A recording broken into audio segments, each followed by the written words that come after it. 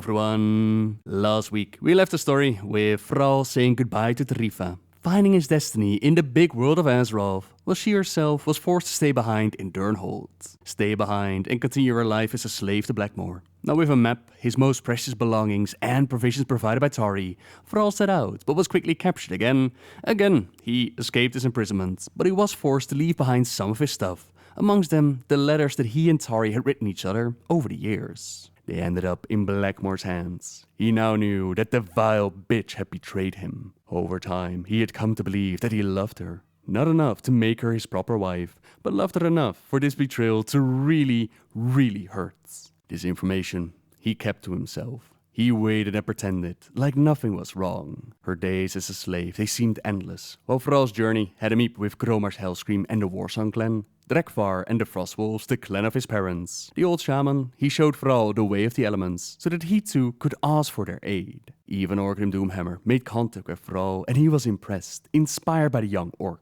Together, they made their plans to liberate the rest of the people from their internment camps. One by one, the camps fell, and more of the orcs joined their ranks. Doomhammer was sadly slain during one of the liberations. He decided to pass on the mighty Doomhammer, as well as his armor and title of Warchief to Thrall. The former slave decided that it was time to set their eyes on Durnhold. If they could bring down the place that oversaw all the other camps, then all of his people would be free. Meanwhile, time with Blackmoor had only gotten worse. He saw betrayers in all corners, becoming quite paranoid, fed by the knowledge that one so close to him had actually betrayed him. He held her close at night, lest she suspect he knew.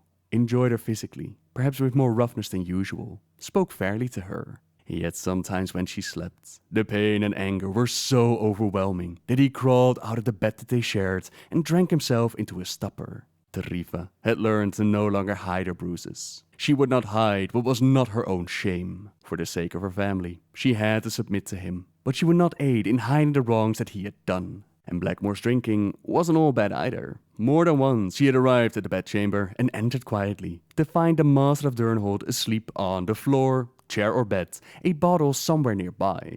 On those nights, Taretha Foxton breathed a sigh of relief, closed the door, and slept alone in her own small room. She did desperately miss writing to Thrall and hearing his kind, wise replies. One day, as she usually did, she checked the tree where she told Thrall to hide the necklace, and her heart nearly stopped. It was there.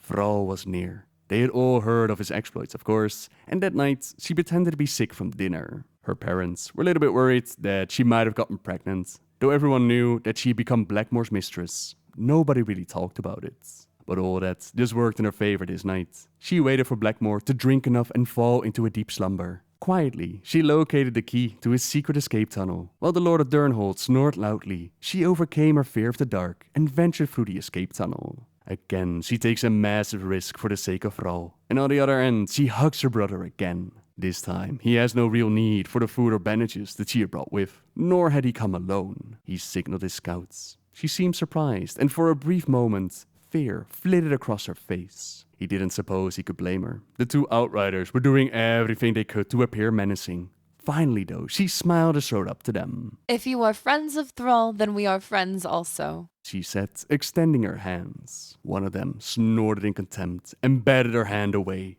Not hard enough to hurt her, but enough to throw her slightly off balance. "Warchief, you ask too much of us," one of them snapped. "We will spare the females and their young, as you command, but we will not." "Yet you will," Thrall replied. "This is the female that risked her life to free me from the man who owned both of us. She is risking her life again to come to her aid now. Taretha can be trusted. She is different." He turned to regard her fondly. "She is special." The scout continued to glare, but looked less certain of their prejudgments. They exchanged glances, then each took Taretha's hand in turn. Taretha was special, and saw the orcs differently than most of her kind. To her, they weren't a threat anymore. Couldn't they understand that with education and a little bit of respect, the orcs could actually be valuable allies and not their enemies? She thought of all the money and time being poured into the internment camps, of how foolish and small-minded it all seemed. Now Thrall lets her know that they're planning their attack on Durnhold. They'll try to talk to Blackmoor, they'll try to go for peace first, but they both know the man that Blackmoor really is. He won't surrender, and she, despite Thrall asking her to, she can't really leave. Her absence might alert them to the coming attack, and her family is still in Durnhold. Her place, as it has always has been, is in Durnhold. "You are courageous," said one of the scouts, speaking up unexpectedly. "You risk your personal safety to give us our opportunity to free our people. Our war chief did not lie. Some humans, it would seem, do understand honor." And the orc bowed. When she finally makes her way back, she runs right into Blackmore and his guards, her master stone cold sober. Adelis had known about her, had even made sure that the other side of the tunnel was actually open. A spy had followed her in the shadows, seeing the meeting, and now they knew. Tari didn't want to talk at first, but once she learned that she had been followed, she made sure to tell Blackmore that Thrall wanted to go for peace. Peace with an orc. What kind of human surrenders to an orc?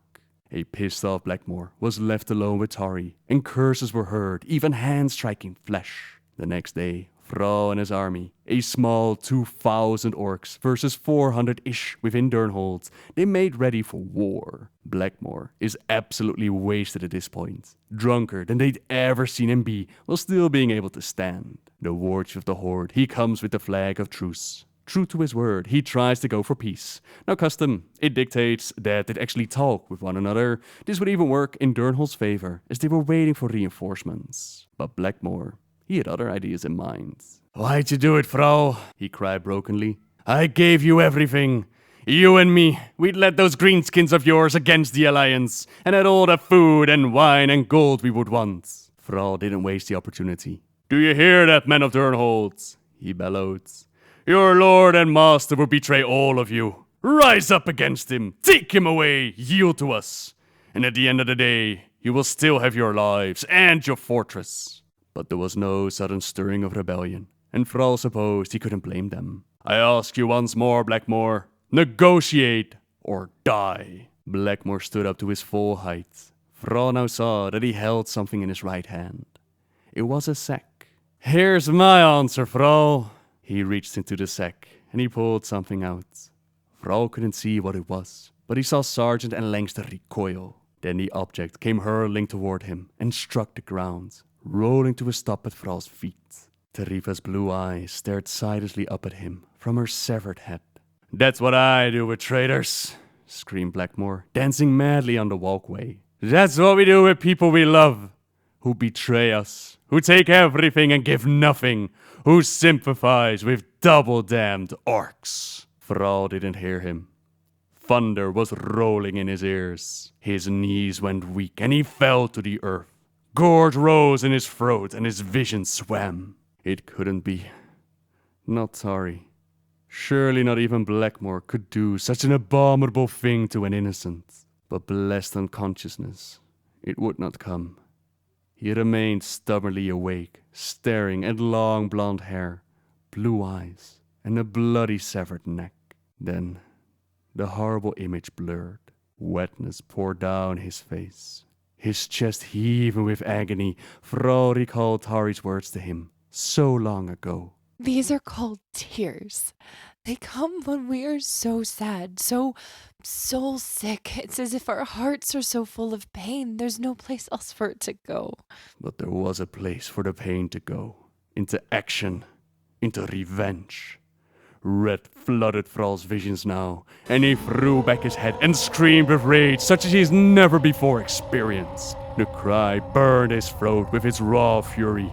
The sky boiled. Dozens of lightning strikes split the clouds, dazzling the eye for a moment. The furious peals of crashing thunder that followed nearly deafened the men at the fortress. Many of them dropped their weapons and fell to their knees, gibbering terror at the celestial display of fury that so clearly echoed the wrenching pain of the orc leader. Blackmore laughed, obviously mistaking Thrall's rage for helpless grief. When the last peals of thunder died down, he yelled, "They said you couldn't be broken. Well, I broke you, Thrall. I broke you." Thrall's cry died away, and he stared at Blackmore. Even across this distance, he could see the blood drain from Blackmore's face as his enemy now finally began to understand what he had roused with his brutal murder. Thrall had come, hoping to end this peacefully. Blackmore's actions had destroyed that chance utterly. Blackmore would not live to see another sunrise, and his keep would shatter like fragile glass before the orcish attack. Thrall. It was Hellscream, uncertain as to Thrall's state of mind. Thrall, his chest still raw with grief and tears still streaming down his broad green face, impaled him with his glance. Mingled sympathy and approval showed in Hellscream's expression. Slowly, harnessing his powerful self-control, Thrall raised the great warhammer. He began to stamp his feet, one right after the other, in a powerful steady rhythm. The others joined him at once, and very faintly, the earth trembled. Blackmore was severely drunk when he gave the order to execute his beloved Taretha. The effects on Thrall are clear to see, and Durnhold is brought low. The final duel between the former slave and the former master. It ends with Thrall victorious and his people liberated. The concept of mercy, it did allow the war chief to spare Sergeant and his men, the women and children, the innocents. They were free to go. Gromash was asked to give Tari's necklace to her parents, while Thrall finally knew his destiny, knew deep in his bones who he was. Thrall, son of Durotan, war chief of the Hordes. He had come home, and Taretha had helped him to get there. One human was able to see him with clear eyes, and saw more than the monster that the others believed him to be. Despite her own struggles, she was a light for him in the darkness, and risked everything, gave everything, so that Thrall and the rest of the Hordes, that they could live out their lives. Her actions showed him that there was more than cruelty to the humans. This in turn, it allowed him to open up to the idea of working together with Jaina Proudmoore, another human that reminded a lot of Tari. Together, they did some amazing things, like saving Gromash and by extension ending the Orc's blood curse, as well as bringing down our commands. A big part of the reason why Thrall was open to the idea of peace between the Alliance and the Hordes, that was because of the kindness shown to him by people like Taretha Foxton. And of course, Thrall's journey would not end with him just as the war chief. He would go on to discover his birth name Goel and become the savior of Azeroth during the Cataclysm. That's when we saw the dragon aspects unite with him against Deathwing and the Old God's plans. This didn't happen overnight, of course. There's a novel called Twilight of the Aspects that describes his journey with the aspects, helping each of them with their own problems. Now, it's quite a big story, but while helping out Nosdormu, the Timeless One, Thrall ends up in an alternate timeline, one in which he died as an infant. That meant that Blackmore, he could not rely on his pet orc for his plans. He had to do it all by himself, so his strategic, clever mind, it won the battle against alcohol, and it was quite successful in overthrowing the Alliance. Even Orgrim Doomhammer had fallen to Blackmore's skills, while Taretha was still his mistress. Well, maybe even less than that. He still took her to bed, but since her parents, they never saved Thrall, they were never bestowed the riches that our Taretha had. She was never taught how to read or write. The books that meant so much to ours were alien to this version. And with her parents dead, nothing abound to the Durnhold, and in this reality, she is a bounty hunter, hunting down orcs dead or alive so she could sell them. Thankfully, Goel was able to convince her that he was from another time by showing her the necklace that our Taretha had given him. It had somehow moved from where we last read about it, given to her parents, into the possession of a girl named Eliza. She too was made a mistress to a Eladin Paranold, leader of the Syndicate. In-game, heroes were asked to retrieve the necklace that meant so much to the war chief and bring it back to Thrall. Here and now, it convinced this alternate Taretha that what he told her was the truth, and she asked him, Did I make a difference? It was because of your kindness that I was able to understand that some humans could be trusted.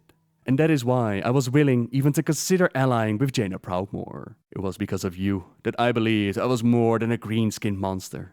That I, and therefore my people, all orcs, were worthy of something more than being treated like animals. Taretha, my dear friend, my sister of the spirits, you didn't make a difference. You made the difference. And there you have it, the story of Taretha Foxton. Perhaps not a well-known hero like some of the others in the storyline, but she still played a crucial role for the story. Once again, a big thank you to Letomi for bringing Taretha to life. Links to her stuff can be found down below in the description. And of course, a big thank you to you for checking out my video. Leave a like if you enjoyed it, subscribe if you want to see more, and until next time guys, see ya!